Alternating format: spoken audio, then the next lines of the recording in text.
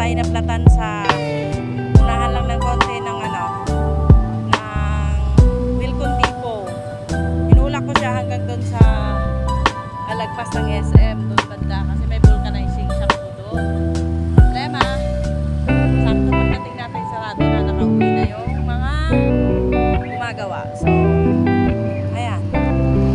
Para makapasok, legadong itulak. Sabi sa Palanyag, meron daw doon 24/7.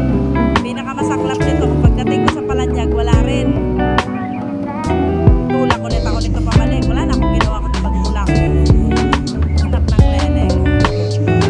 Pero pinakadamis nito, pag lumaki sa Palanyag na wala rin, tulak na lang talaga hanggang bahay Palasa kasi doon sa wala rin pala. Pinta lang talaga po. Hindi na ako makakapasok. Ayan. Guys, punta pa tayo sa SM Building 2. Tawid na po natin yung SM Building 1. Para lang po mahanap ng vulcanizing shop.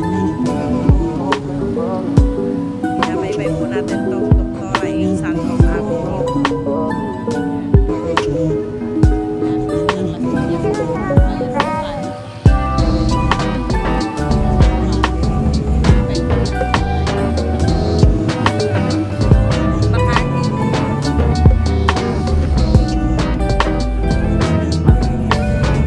Ayan, habang nagpapahinga po tayo, magbibidyo na lang muna. Masakit na po yung braso ko eh. Kaya pahinga muna. Alam niya talaga oh. Yun oh. Yan yung plat niya. Running plat muna siya. Kasi, huwag na mapagod, running plat muna. Nangyayari nito, sana lang hindi na butas yung pito. Kasi kung nabutas, wala na. Wala pa akong load.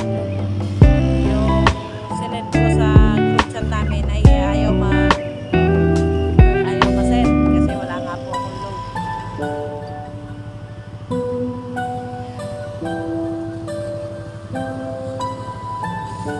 Buti naman po at hindi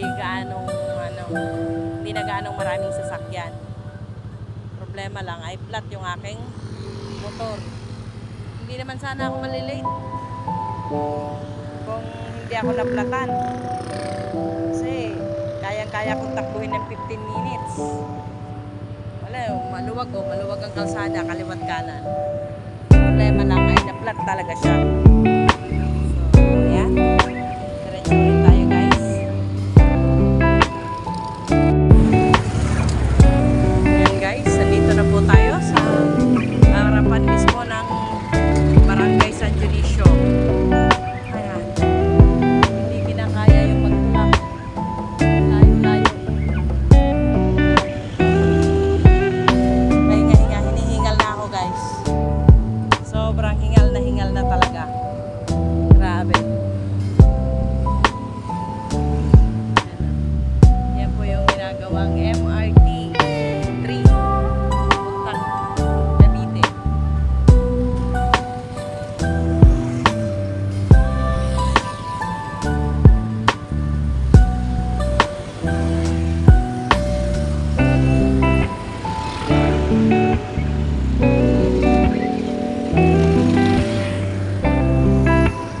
Dami po sasakyan. Mobile. Tayo makakadaan pag ganyan dami sasakyan kasi nasa counterflow po tayo eh. Tama lang din naman yung way ko na ganito kasi pupunta nga po ako ng Palanyag. Doon po ako nang maghahanap ng vulcanizing shop. So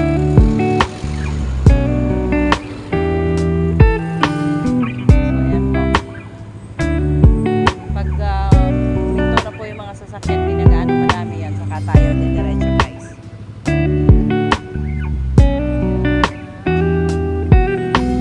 Hirap pa na talaga. Okay, yan. Konti na lang sasakyan guys. Sa wakas, nakahanap din tayo ng vulcanizing shop. Siguro from kundi po, 1, 2, 3, 4, pang-5 vulcanizing shop to. Ito lang ang open. Ay, naku, Diyos ko. Ayan, dito po tayo sa Palanyag. Sa tramo. Corner po. Ayan. Dito sa may Gibara. Dito mismo sa, sa kanto ng Palanyag talaga to, guys. Kanto, malapit to kila Daddy Andy, kila Daddy Losa. Ayan. Kanto niya si Daddy Andy, naka-duty yun ngayon. Ay guys, sa wakas nakahanap din. Kaya lang yun niya, yung problema, wala kasing center stand yung motor ko, namumroblema si Kuya. Dahil na-running flat ko to. Sana lang, maawa. Dito naman kasi ako umupo na lang, Kuya, para lang ang layo eh. Sa Wilcondi po pa po ako naplatan. Ina-expect ko sa may SM, di ba, mayroon doon. Papagdating ko, wala na, nakaalis na yung mga naggagawa.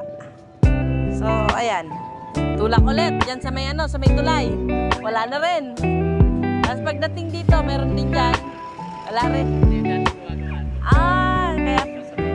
Kaya sabi, diretso lang po. Andun po, meron po doon. Tayo. Ito'y kasama po talaga to sa buhay ng mga motorista. Ang biglaang maplatan. Hindi po, hindi po yan may iwasan. Nangyayari po yan sa unexpected time. Yung hindi mo inaasahan. Sisipag ng Metro Waste to. Gabing-gabi na, naghahakot pa rin sila ng basura. Mangyan. Minamalas ka nga naman, sarado pa. Nag-counterflow na nga, para lang ma-vulcanize, sarado pa. Wala nang nag-vulcanize. Ay, naku, Diyos ko, sana ako maghahanap ng vulcanizing shop ngayon. Wala. Gabi na ang hirap pagtulak.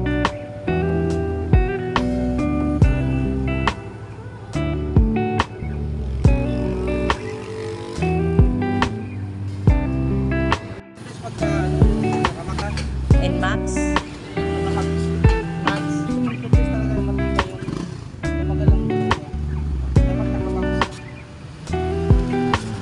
Hindi naman kasi kakasya dyan yung Max siguro nung motor kong Rosy.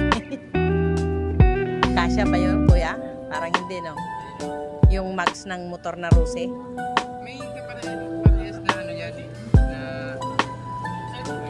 Mag. Sa wakas. Okay na siya. Mapapatakbo na natin ulit.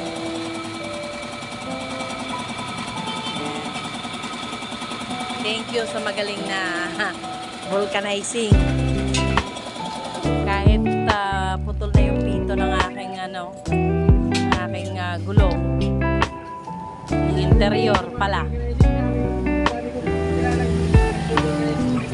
Kahit putol na yung pito ng aking interior, hindi na talaga mapapakinabangan. At the same time, wala si Kuyang walang extrang ano tawag dyan, interior. So, na-amaze ako sa kanya, guys. Alam niyo kung bakit? Nagawa niyang i-tubeless. Ayan. Naka-tubeless po yan ngayon. Pero hindi po siya mags. Ano lang siya, nakarim pa po. Sana po ay medyo tumagal-tagal hanggang sahod para makabili ako ng ng bagong gulong. Ayan. So, thank you so much, Kuya.